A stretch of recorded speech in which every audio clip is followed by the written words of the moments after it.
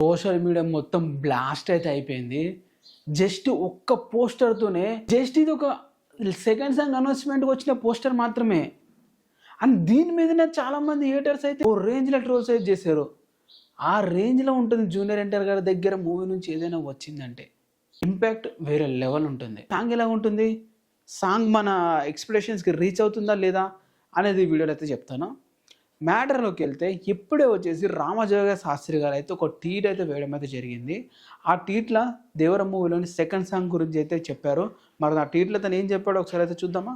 తను ఒక ట్విట్టర్‌లో ఒక పిక్ అయితే పోస్ట్ అయితే చేయడం జరిగింది. ఆ పిక్ చూడండి. Moderately sentimental pic from the location. This song gonna be next level. Remember this tweet. మనం మళ్ళీ మాట్లాడుకుందాం. This song gonna be next level అని చెప్పి లిరికల్ రైటర్ రామజోగయ్య శాస్త్రి గారు దేవర మూవీలోని సెకండ్ సాంగ్ గురించి అయితే అనడం జరిగింది. ఈ ట్వీట్ని గుర్తుపెట్టుకోండి. మనం మళ్ళీ మాట్లాడుకుందాం. తను ఎంత కాన్ఫిడెంట్గా చెప్పాడో చూడండి. సాంగ్ ఏ లెవెల్లో ఉంటుందనేది. జస్ట్ ఒక లిరికల్ రైటర్ ఈ రేంజ్ ఎక్స్పెక్టేషన్స్తో మనకైతే చెప్తున్నాడంటే ఇంకా మ్యూజిక్ డైరెక్టర్ తను ఏ మూవీకి కూడా 2-3 ట్వీట్ల కన్నా ఎక్కువ వేయడు. అలాంటిది ఫస్ట్ సాంగ్ నుంచి ఇప్పుడు సెకండ్ సాంగ్ కూడా తనే ట్వీట్స్ అయితే వేయడం అయితే జరిగింది. పోస్టర్కి ట్వీట్ వేసాడు, అంతకుముందు అనౌన్స్మెంట్కి ట్వీట్ వేసాడు.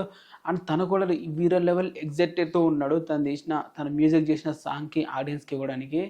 దేవర మూవీ టీమ్ వారు కూడా ఒక ట్వీట్ అయితే వేయడం జరిగింది. సాంగ్ క్వాలిటీ అదిరిపోయిందని చెప్పి అయితే అనడం జరిగింది. పోస్టర్ 4K క్వాలిటీలో ఉంది. మరి సాంగ్ వేరే లెవెల్లో క్వాలిటీలో అయితే ఉండబోతుంది అని చెప్పారు. ఈ విధంగా రామజోగయ్య శాస్త్రి గారు అండ్ దేవర మూవీ టీమ్ చెప్పిన మాటలు వింటే సాంగ్ లెస్ లెవెల్లో ఉండబోతుంది. దాంట్లో ఎటువంటి సందేహం అయితే లేదు. సూపర్ బ్లాక్ బస్టర్ అవుతుంది. ఇప్పుడు ఫియర్ సాంగ్ సూపర్ హిట్ అయితే అయిపోయింది. ఈ సాంగ్ అని హిట్ అయిందంటే ఇక మూవీ బ్లాక్ బస్టర్ హిట్ అయినట్లే. మరి మీరేమనుకుంటున్నారు దీని మీద కింద కామెంట్ చేయండి. ఛానల్ని